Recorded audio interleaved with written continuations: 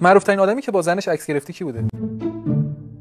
مثلا کسی بوده که حالا مثلا فوتبالیست خیلی معروفی باشه تو بخوای مثلا با زنش عکس بگیری؟ فوتبالی نیستم. بابا با زن رونالدو عکس گرفتی دیگه. آها اون فوتبالیست محسوب میشه. رونالدو فوتبالیسته بده. خانمش ولی فوتبال بازی نمیکنه. نه. ولی تو یه جوری عکس گرفتی انگار اون فوتبال بازی میکنه. بابا خدا نگذاره از مرداد صدیقیا.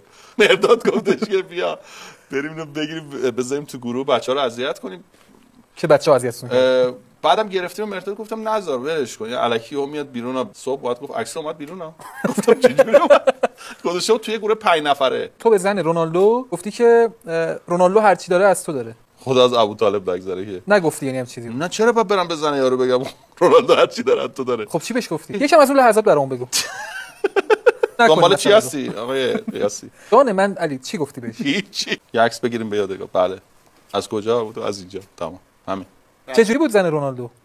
همونی که میبینین یه ذره فوکوستر. چه بویی میداد مثلا؟ نمیدونم